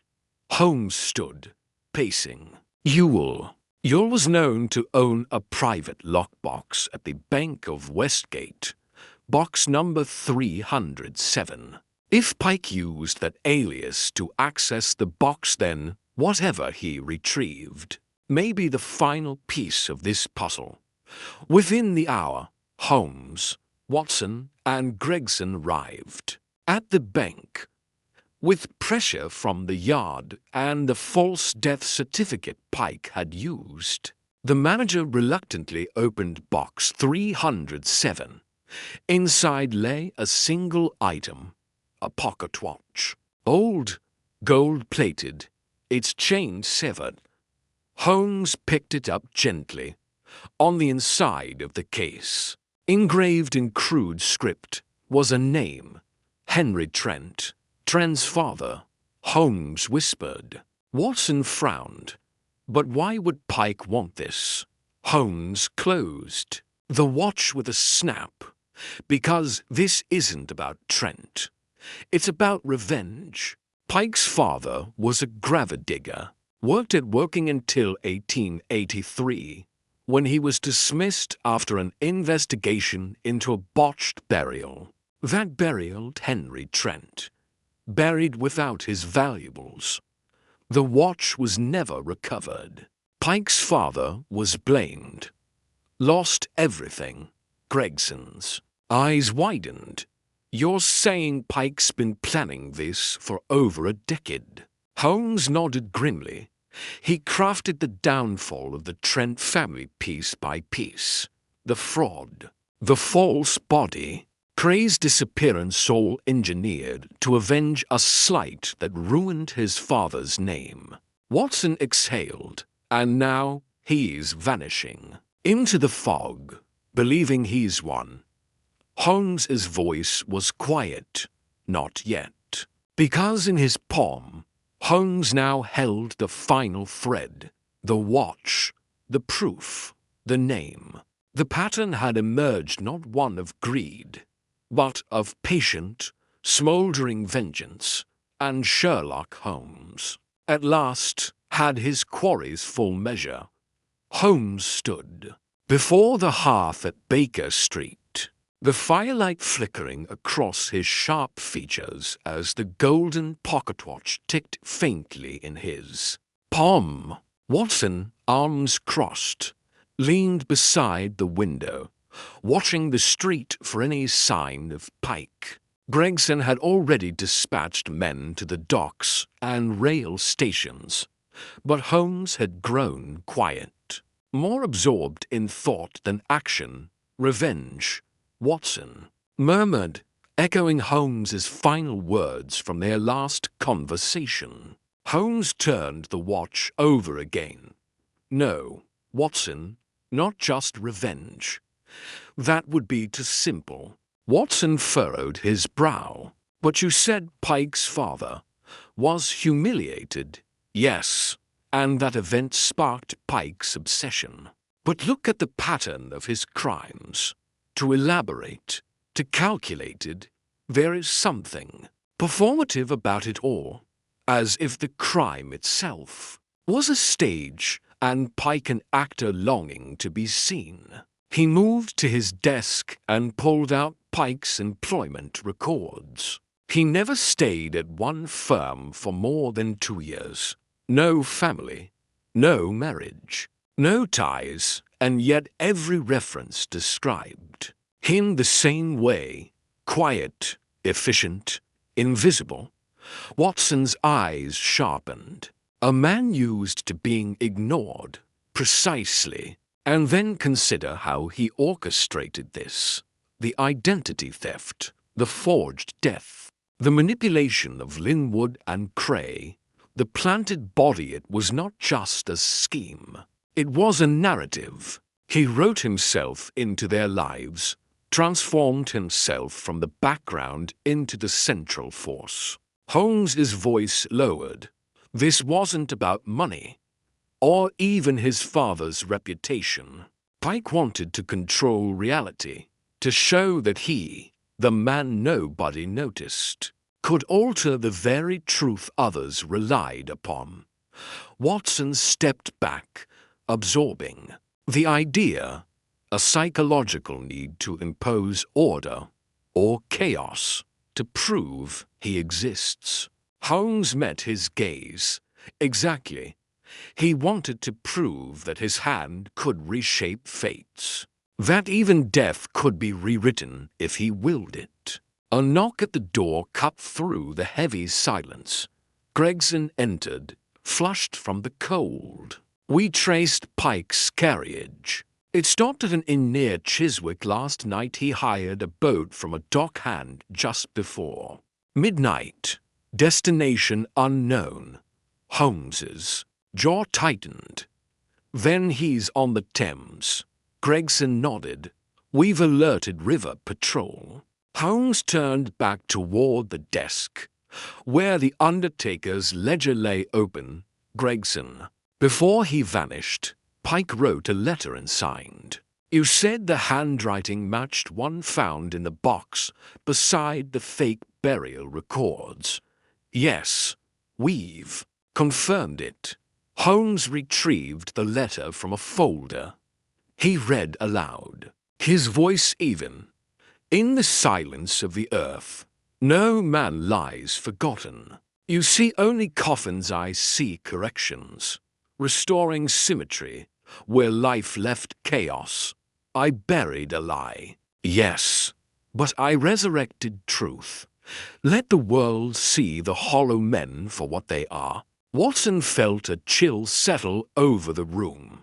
That sounds like the words of a man who believes he's fixing something.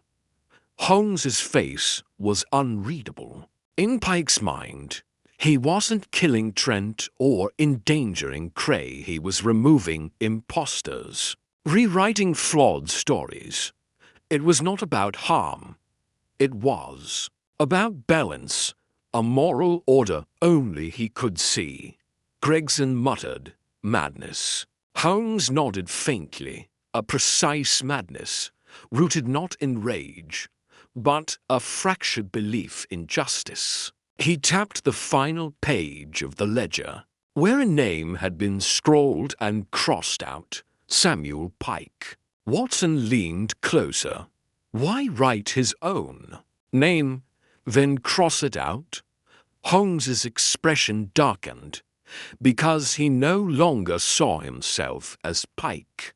Pike was the invisible man, the servant, the footnote. What he became the manipulator, the puppet master that was the real persona. And that persona doesn't leave traces. A knock echoed again, sharper this time. A breathless constable burst in. Sailboat found drifting near the docks in Lambeth. No sign of Pike, but a sealed envelope addressed to Sherlock Holmes was left inside. Holmes took the envelope without a word, broke the seal, and unfolded the note. He read it once, twice, then handed it to Watson. You saw the lie behind the coffin, but not the truth behind the man. You think I ran. I assure you I finished my burial, not of a body, of a life, mine. That man is gone. The next one you meet won't be so kind. Gregson muttered a curse under his breath. He means to disappear completely. Holmes stared at the letter, unmoving, or reappear. Pike didn't bury himself to die. Gregson. He buried the name, the mask. He's free now, in his eyes, reinvented. Watson whispered, then how do we find him? Holmes turned slowly. We don't, not by looking for Samuel Pike. We find the next man who thinks reality is his to rewire. The next one who speaks in riddles and believes the world owes him recognition. He dropped the envelope on the table with a quiet finality. Because Pike didn't commit crimes to steal or to hurt. He committed them to exist. The motive was never buried in the past. It was in the mirror all along.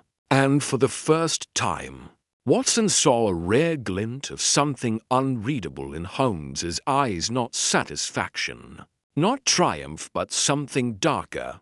Perhaps even recognition. Fog blanketed the river that evening, casting a spectral veil over the Thames as Holmes and Watson disembarked at the private dock behind a derelict warehouse in Limehouse. The tide whispered against the pilings with deceptive calm, but Holmes moved with quiet urgency, his revolver holstered beneath his coat. His eyes alert for the faintest tremor in shadow or sound. He will come, Holmes said simply. Watson glanced warily toward the rusted mooring posts, and if he doesn't, he has no choice. I fed the bait myself. News of Linwood's confession slipped into the morning papers, alongside whispers of an imminent arrest. Pike's pride will not allow another man to be credited with his masterpiece. They moved to the upper level of the warehouse, where broken windows offered a skeletal view of the dark water beyond. A single lamp burned on a crate beside Holmes's violin case. Nothing else. No armed force. No trap. At least not one visible. Won't he suspect it's a ruse? Watson asked. He will. And he'll come anyway. The night ticked forward. Each passing minute stretched longer than the last. But then footsteps, unhurried, measured. And then a figure emerged from the mist. Pike, no longer in a mourner's black, but dressed like any clerk or common man, a grey coat, modest hat, walking stick in hand. Yet there was something theatrical in his stride. A man stepping into his final scene. Holmes stepped from the shadows. You're late. I came to witness my obituary, Pike replied, his smile thin. Imagine my surprise to find the eulogy was written by someone else. He moved inside, glancing at the violin case. Ah, you armed? Yes, Holmes said. But if I intended to shoot you, Pike, you'd already be dead. A tense silence settled.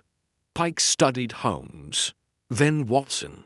So what now? You drag me back to Scotland Yard, parade me through the streets. In chains, the anonymous servant, unmasked. Holmes stepped forward. You were never anonymous, Pike. That was the illusion. You built an empire of misdirection, of misnamed corpses and forged identities, but your mistake was believing that removing a man's name erases his trace. You forgot one thing. People don't disappear. They leave patterns. Pike's eyes flickered. Patterns? The way you adjusted your gloves compulsively, even when you wore none. The phrasing in your letters, the coin you always turned before speaking, as if flipping your own thoughts into focus. You were erasing Samuel Pike. Yes, but you were building someone else. And that new man was just as visible. Pike's hand twitched near his coat. I wouldn't, Holmes said, his voice low. For a moment, Pike hesitated, then let out a breath and sat on the crate. You should have let me vanish, Holmes. It would have been cleaner for everyone. No, Holmes said. It would have been unfinished. And you're a man who despises unfinished stories. Pike's smile returned, sadder this time. You understand more than I expected. I understand the compulsion, Holmes admitted, the hunger to correct the world's flaws, to impose order. But where you chose masks, I chose truth. We walk the same path, Pike, just in opposite directions. Watson stepped closer. You staged a murder, framed a man, nearly killed another, and desecrated a grave. All for your sense of balance. Is that what you call justice? Pike didn't answer. He looked out the broken window toward the river. There's a boy buried in Lancashire. My father. He died ashamed. I tried to give him back his dignity. Holmes's voice remained calm. You gave him a lie. A comforting one, Pike whispered. Isn't that what people want? A death that makes sense. A villain you can catch. A detective with all the answers. You're wrong, Holmes said. People want the truth even if it hurts. Even if it doesn't bring peace. That's why I'm here. And that's why this ends tonight. Pike rose slowly. So it does. He reached into his coat. Watson stiffened, but Pike merely pulled out a folded paper and handed it to Holmes. The real burial records, every name, every date. I destroyed nothing. Holmes took the page and nodded. I'm tired, Pike said. You win. Watson approached cautiously, binding Pike's wrists. The man offered no resistance. As they led him down toward the waiting boat, Pike looked once more over his shoulder at Holmes. You'll write about this, won't you? Not in the Strand, but somewhere. Holmes met his gaze, not to shame you, but to remember you. Not the myth you tried to become, but the man you truly were. Pike gave a faint nod. Then that's enough. As the boat pulled away, carrying the final thread of the case into custody, Holmes remained at the dock, his silhouette stark against the silver river. Watson finally asked, "Do you think he would have killed again?" Holmes didn't answer. At first, then, quietly, no. He didn't want chaos. He wanted to be seen. And now he has been. The wind shifted, far out on the river. Pike sat motionless in the lamplight, an undertaker who buried himself in lies, only to be exhumed by the one man who never missed a pattern. The morning papers hailed it as a triumph. Scotland Yard, with the assistance of Mr. Sherlock Holmes, solves Undertaker case, proclaimed one headline. Inspector Gregson gave the obligatory statements to the press, all while concealing the fact that the final piece had not fallen into place through any routine method, but rather by Holmes's unorthodox pursuit of psychological nuance. Samuel Pike was now securely in custody. His connection to the falsified death certificates and the elaborate staging of Linwood's death, fully documented. By midday, Holmes and I returned to Baker Street, where the rooms felt curiously silent. It was the hush that follows resolution, the sort of stillness that seems almost to wait for something more. Holmes stood at the window, gazing into the pale drizzle of a late London afternoon, while I poured us both a measure of brandy. "You're restless," I observed. "Because it's not over," Holmes replied, his voice quiet but certain. "It should be." Pike was precise. The emotional closure was there, but the shape of the whole still unsettles me. "Unsettles you?" I asked, lowering my glass. "He was too calculated," Holmes said, turning from the window. "Too willing to be caught. The confession, the records he handed over, everything neatly prepared, almost scripted. That kind of mind doesn't surrender unless there's a reason. And I fear we've misread the ending." Before I could question him further, Mrs. Hudson entered with a telegram. Holmes took it, read it once, and froze. "It's from Mycroft," he said slowly, "sent from the Foreign Office. A diplomatic clerk named Gerald Phipps was found dead this morning, poisoned. The body had been staged to resemble a natural death very convincingly, too, but Mycroft noted the method bore similarities to our case." I frowned. What connection would a Foreign Office clerk have with a disgraced undertaker? Holmes was already reaching for the files again, scattering the pages of Pike's confession, then cross-referencing with his own notes. His gaze darted over the names Pike had supposedly documented. Then he stopped. "Gerald Phipps is not on this list," Holmes murmured. And yet, two of the forged identities Pike created Martin Deeks and Harold Grover had banking transactions linked to a dormant estate administered by Phipps's office. He turned to me. Pike wasn't laundering his father's name. He was laundering others. Dead men whose assets were quietly being rerouted. And Phipps helped. You think there was a larger scheme? I asked. I think Pike was the artist, but someone else signed the checks. That very afternoon, we returned to Scotland Yard and demanded access to Pike once more. The interview room was a cold, grey box. Pike looked older now, the shadows beneath his eyes deeper. He smiled faintly as we entered. Ah, Holmes. Back so soon? You were working for someone, Holmes said without preamble.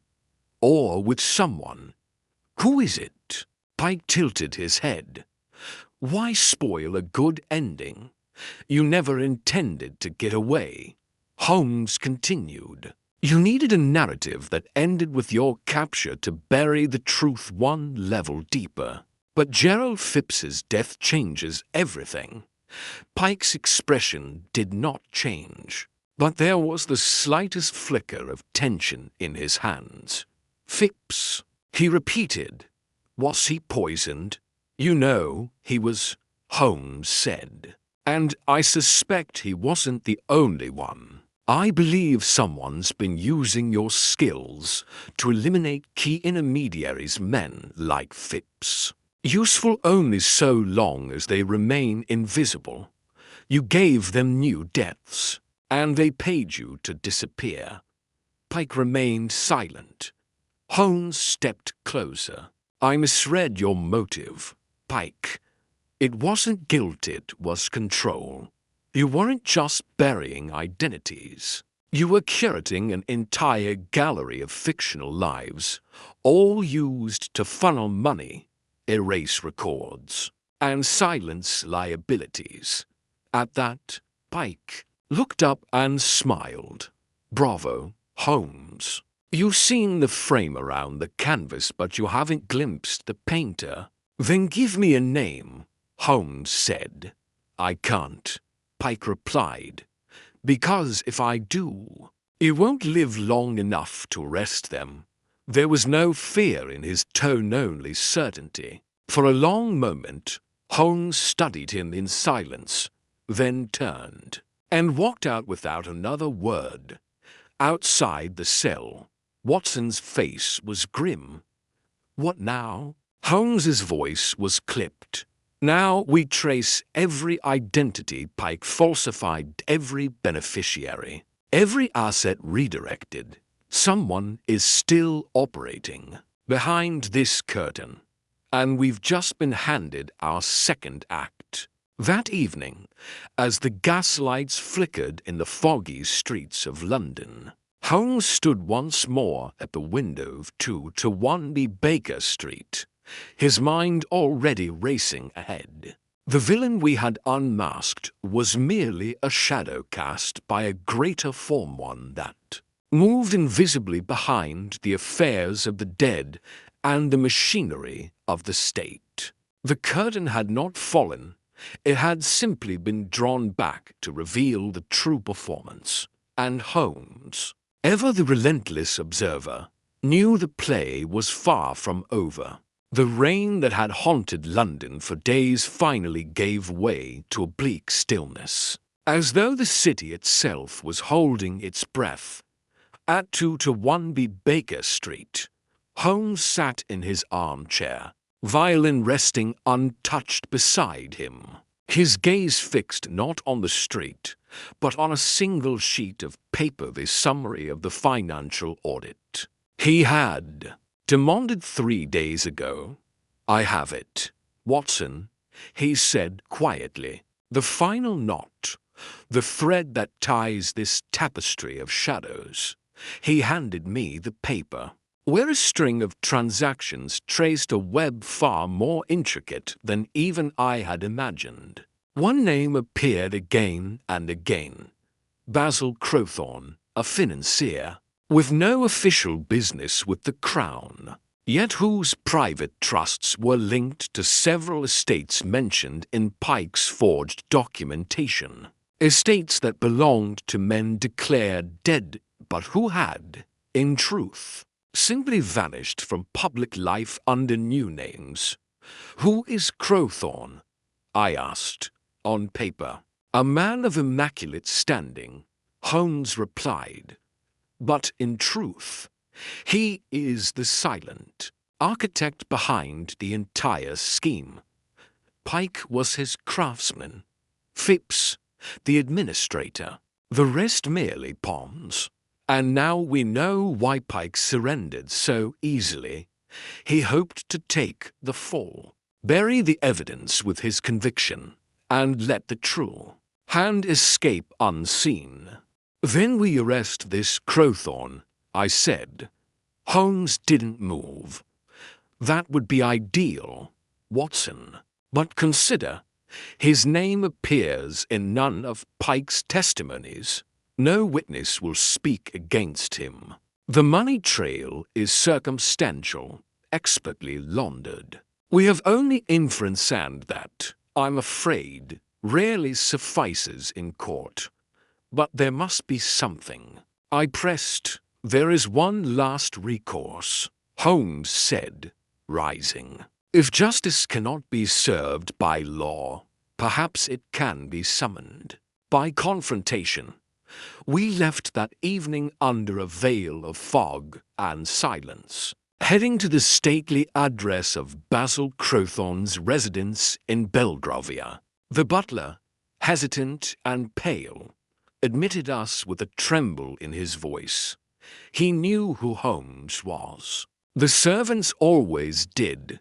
Crowthorne received us in a study that exuded taste, and control bookshelves of unread volumes, marble busts of statesmen, and a mahogany desk behind which he reclined like a man watching a game he had already won. "Mr. Holmes," he said, voice oiled with charm. I wondered how long it would take. Holmes said nothing at first.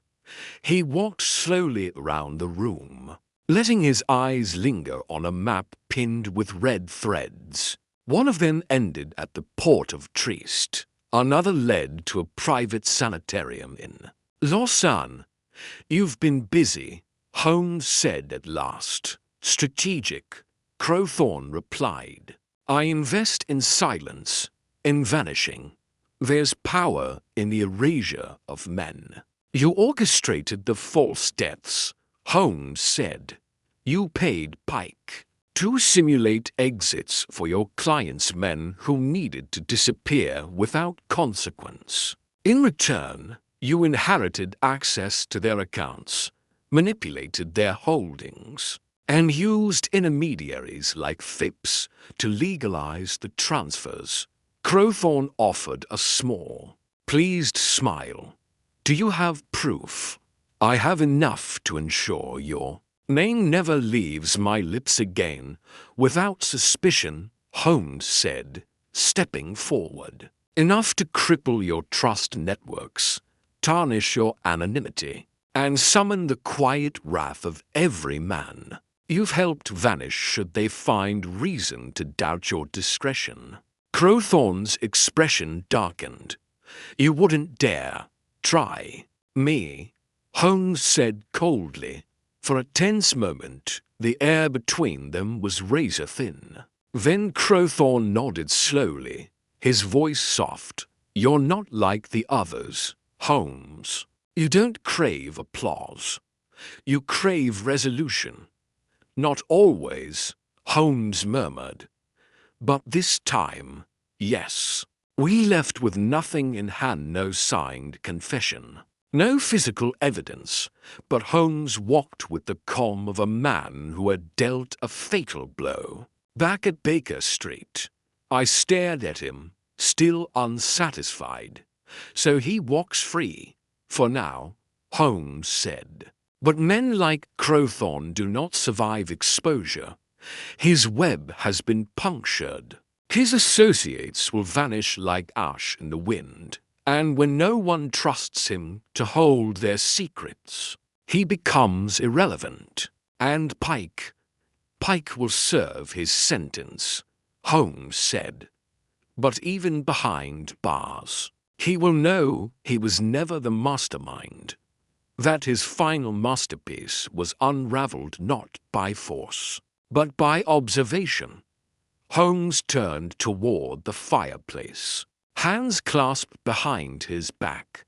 "Sometimes," he said, "justice is not a verdict, it is a reckoning. And reckoning, Watson, arrives whether summoned by judge or consequence." A silence fell, heavy but no longer hollow. The case was done not neatly tied in ribbon, but resolved with the quiet gravity that always marked Holmes's greatest work. He had exposed a secret world hidden behind death certificates, and vanished men, a world undone not with handcuffs, but with relentless logic and a mind that refused to be deceived. And as the fire crackled softly in the hearth, I realized that though the villain had slipped through the bars of the law, he had not escaped Holmes.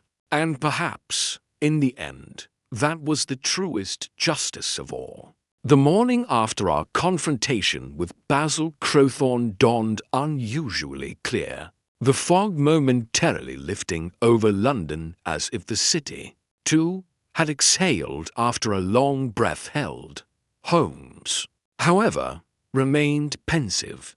He stood at the window, watching the pale sunlight creep over Baker Street, his fingers drumming silently on the sill. I knew that rhythm well. It was not a song of contentment, but of unease.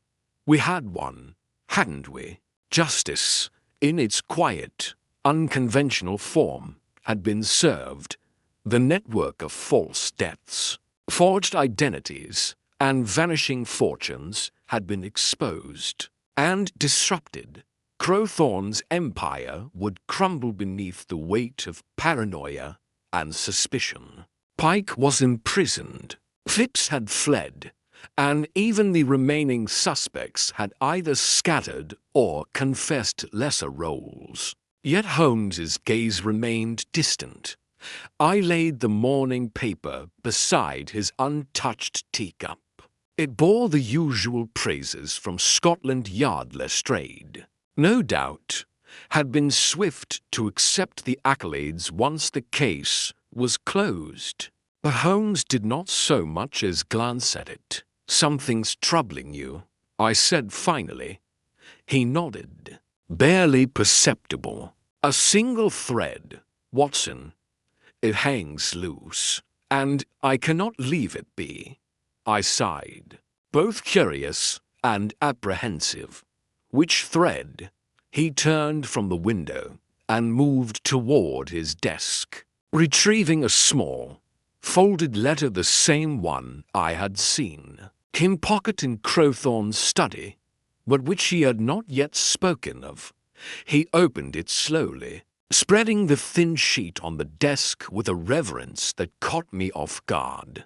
It was a page of music, not notes written in sequence for performance, but rather a fragment of cipher, disguised in the elegant notation of a waltz, at first glance. Meaningless. To Holmes, a language yet to be translated. "Crowthorne left this in plain sight," Holmes said. "Not accidentally. He wanted me to find it. Another code. Possibly. But look here." He pointed to the lower stave, where a sequence of notes repeated irregularly, shifting by half-step patterns resembling encryption rather than melody. "Coordinates?" I guessed. Holmes smiled faintly. "You're improving, Watson." I blinked. "So what does it point to?" "That is precisely the mystery. He leaned over the cipher, studying it again with fresh intensity. The pattern suggests latitude and longitude, but the placement is distorted deliberately. A red herring embedded within a red herring. I furrowed my brow. If the case is closed, why leave a clue? Why risk anything further? That is what haunts me, Holmes said, rising again. Crowthorne is not the sort to waste movements.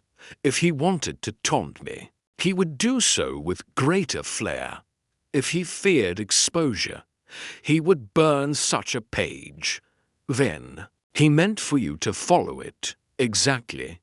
He began pacing now, his mind already racing ahead. Suppose the entire scheme, the forged deaths, the financial siphoning, the fabricated disappearances was not the endgame, but merely a test, a smokescreen. Something larger may be hiding beneath it, Watson. Something we haven't seen. I stared at the music sheet again. What had begun as a case of false identity and clever forgery now hinted at something darker, deeper, another layer beneath the deception. But why leave you a clue at all? I asked, to see if I could solve it. Holmes replied. Or perhaps to lure me into solving what comes next. He folded the page again. Placing it gently into a folder marked closed, a label I knew he did not believe. There was a knock at the door. Mrs. Hudson entered, holding a telegram with the same guarded expression she always wore when the contents bore ill news. For you, Mr. Holmes. It arrived just now, from Switzerland. Holmes opened it, scanning quickly. Then he passed it to me. I read aloud. Dr. Linz at sanatorium found dead under suspicious circumstances. Your name mentioned before collapse. Local authorities baffled. Request assistance. Inspector Kramer. Byrne. Holmes's face was unreadable, but I recognized the familiar gleam. Behind his eyes the flush of engagement. The hunt rekindled. The sanatorium Crowthorne was linked to. I murmured, indeed. Holmes replied, one of the red threads. On his wall. And now, someone there has died. Mentioned me, no less. The web tightens. I shook my head, dazed. So the case wasn't finished after all. Holmes moved swiftly now, collecting papers, packing his leather case, preparing not as a man retreating into rest, but as one stepping into the next chapter. This case, Watson, he said quietly, was never just about the dead. It was about those who orchestrate from the shadows, those who test the boundaries of anonymity and trust. Men like Crowthorne do not create single schemes.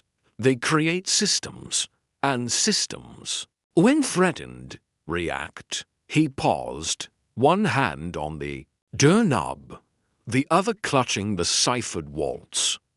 You once said justice was a reckoning. I believe we have only just heard the overture.